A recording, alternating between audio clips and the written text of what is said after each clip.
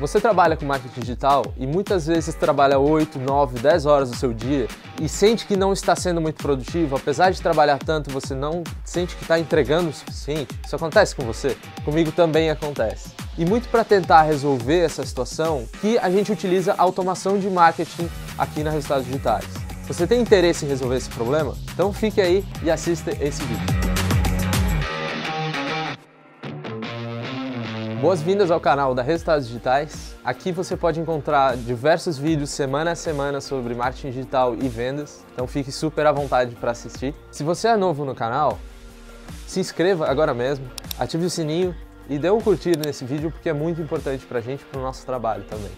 Hoje nesse vídeo a gente vai falar sobre automação de marketing. É uma ferramenta utilizada por diversas empresas para, como diz o nome, automatizar processos de marketing digital. Nesse vídeo você pode esperar 3 grandes coisas: como planejar, como executar e como analisar a sua automação de marketing.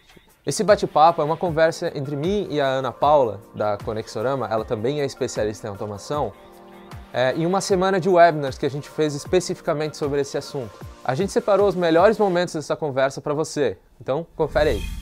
Eu acho que muito a ver com o público que provavelmente está assistindo é o seguinte: olha, Renan, eu tenho uma equipe muito pequena, muito provavelmente sou só eu que executo tudo. Por onde que eu deveria começar na minha automação de marketing, assim?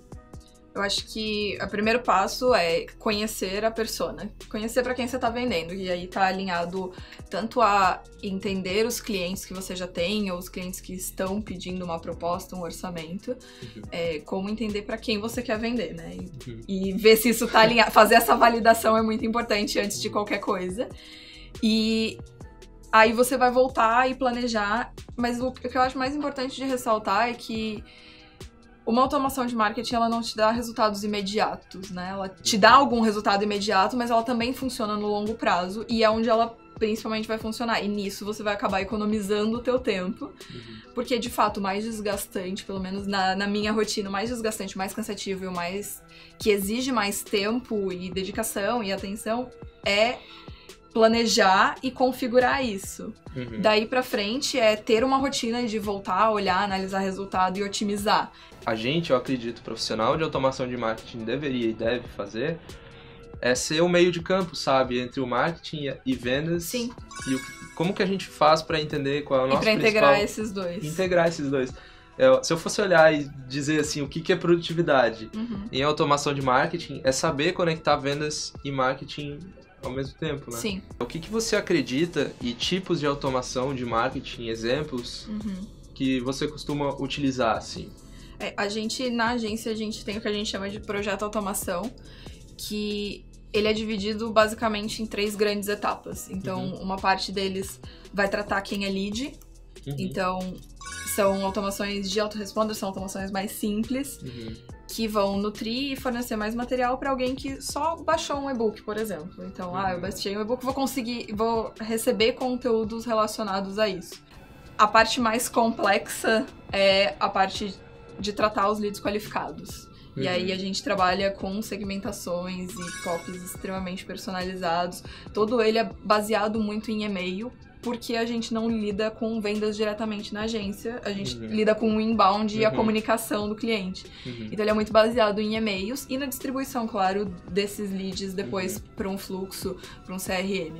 A última parte é um fluxo mais direto de vendas mesmo, que aí a gente não atua diretamente com vendas, mas a gente pode estimular e tentar que esse lead peça um orçamento, ou enfim, entre em contato com vendas, sem necessariamente ter uma ação direta de vendas chegando nesse lead, sem fazer um movimento contrário. Que passo a passo, dentro da sua cabeça, você vê que você faria esse planejamento para uma empresa nova, assim, do zero? A gente tem uma metodologia bem própria, assim, bem testada dentro da agência, que a gente sempre acaba fazendo um ajuste aqui e outro ali, até porque cada cliente é um caso específico, mas antes de mais nada, assim, é uma das etapas que tá descrita no nosso processo, é fazer uma revisão de personas. Sim. É sentar com o cliente e falar, ok, as personas que a gente tem são essas, isso aqui ainda vale? Ainda são esses problemas que a gente soluciona? É pra essa pessoa que a gente tá comunicando?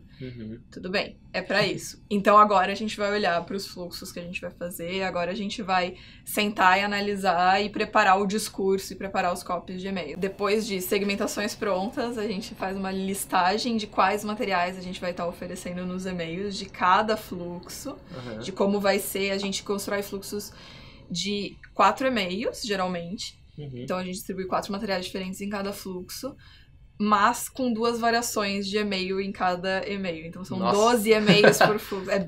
Cada fluxo tem no mínimo 12 e-mails, alguns tem um pouco mais. E essa personalização, ela é fundamental, é a chave assim. do negócio, E é incrível, assim, é ver, principalmente também por conta da segmentação, não só porque o discurso é muito mais próximo, mas a gente teve cliente que, sei lá, 500 leads recebiam aquele e-mail da segmentação e tinha taxa de abertura de 40%, taxa de clique de 40% no e-mail, porque era extremamente personalizado. Sim. Então, faz todo sentido. Dá muito resultado falar exatamente com aquela pessoa e se aproximar dela. Tem muito de assumir do cliente pelo cliente que a gente quer. A gente quer atrair tal pessoa, a gente atrai clientes e a gente às vezes não valida se a gente tá alinhado, se tá bem alinhado, porque às vezes obviamente, grande parte dos seus clientes vão ser alinhados com quem você quer atingir, mas sempre tem um ponto fora da curva. E é importante entender aquele em específico também. E aí acontece aquele erro clássico, assim, marketing fica trazendo clientes que acredita ser ideal, e vendas recebe esses clientes dizendo, cara, não é isso. Eu vendo pra outra pessoa completamente diferente. Aí vendas fica, tipo, marketing não trabalha direito e marketing fica, vendas não vende direito. Exatamente. E aí fica essa dicotomia. Então acho que o marketing deve ter a responsabilidade sobre isso. Sim, teve um caso de um cliente que eu gosto muito de fazer os fluxos separados por dor pra poder focar bastante. Mas a pergunta de qual é a sua maior dificuldade tinha 13 opções. Nossa! Não tinha a menor possibilidade de produzir 13 fluxos. Então, aí é sentar, alinhar e falar qual é mais importante pra ti, pra qual você vende mais, quais a gente consegue agrupar e falar mais ou menos da mesma solução. E no final a gente cortou isso pela metade, a gente produziu 6 fluxos e todos eles desempenhando. E aí, tá curtindo a conversa? Se você chegou até aqui, não se esquece de se inscrever no canal, ativar o sininho e dê um like nesse vídeo, porque toda semana tem conteúdo novo para você aqui no canal. Se você se interessou ainda mais por essa conversa, você pode acessá-la na íntegra, então clique aqui em cima. Você pode acessar não só esse webinar, mas como outros diversos webinars de nossas outras semanas do Marketing Digital. Eu penso muito em o tipo de e-mail que eu não me incomodaria de receber, que eu gostaria de receber, que eu leria até o final.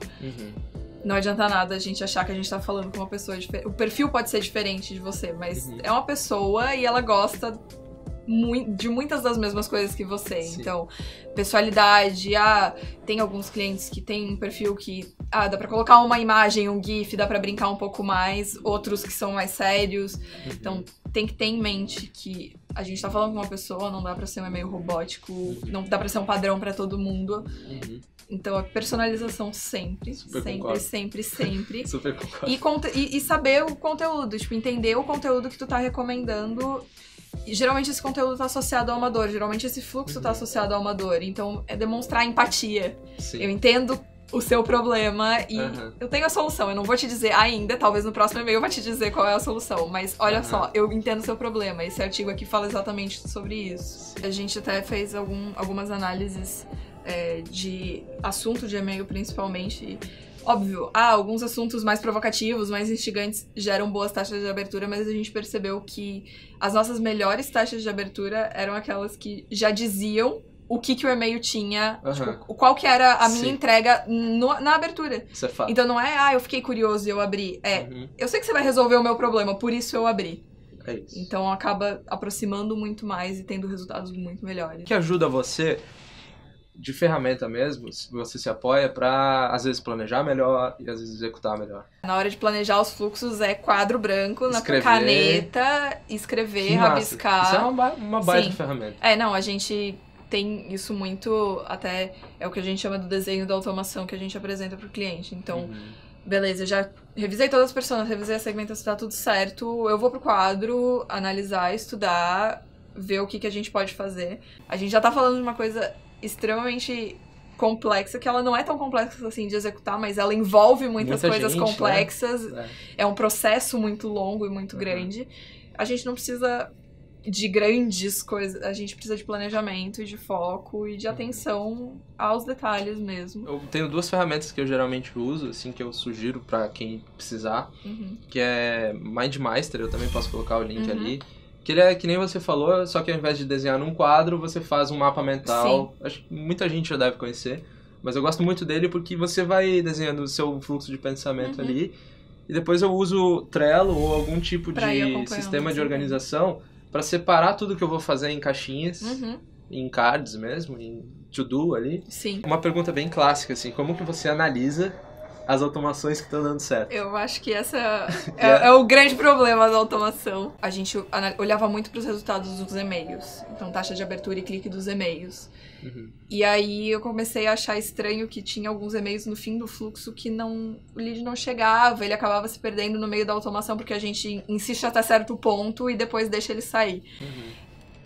E aí eu comecei a achar estranho e, enfim, sentando junto com o cliente, entendendo o que ele precisava saber e começando a investigar outras formas de analisar, eu entendi que, na verdade, não tinha nenhum problema naquele fluxo. O que estava acontecendo é que os leads estavam fazendo uma levantada de mão antes do fim do fluxo.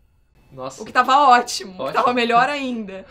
Então, muito da nossa análise é sobre levantadas de mão. Levantada de mão diz aqui você... É um pedido de orçamento, ou um pedido de demonstração, alguma Show. coisa. É um pedido de atendimento, que a gente chama de levantada de mão. Uma conexão com o time de vendas. Exatamente. Tipo, pediu ativamente pra alguém entrar em contato com ele, ou mandar um demonstrativo, alguma coisa assim. O que analisar vai depender do objetivo, mas sempre tá relacionado com um feedback de vendas. Então, eu faço a extração dos dados ali no RD, mas eu vou apresentar para o meu cliente, ele vai me falar, mas assim, essas oportunidades que estão chegando não estão tão legais, essa aqui tem mais a ver com quem a gente vende, essa venda aqui, ótimo, é exatamente esse o fit, então... Eu acho que se eu fosse colocar uma métrica, é a felicidade do vendedor ali. Com certeza. Né? Dá uma métrica pra isso, faz ele responder um NPS de 1 a 10, quanto que você tá satisfeito. O vendedor não tá tendo tempo pra atender todo mundo porque tá tudo ótimo, perfeito. Você pode até, às vezes, fazer isso e reduzir a quantidade de pessoas que você manda pra ele. Então, a gente entrou um pouco mais em e-mail, talvez, porque a gente tá mais familiarizado e a gente sabe que esse canal é um dos que mais funcionam. Mas assim, WhatsApp, chatbot... Eu acho que, além da questão da venda, é entender se esse canal tem aderência com o teu público. Então, se é um público que usa chatbot, que entende aquilo, vai. Ele usa mais Facebook? Agora, Facebook exatamente. Agora, se é um cliente que, de repente, é um executivo que usa mais o e-mail porque não tem tanto tempo, vai de e-mail. Tem que entender qual é o resultado para vendas e também qual tem aderência para o cliente, para quem você está comunicando.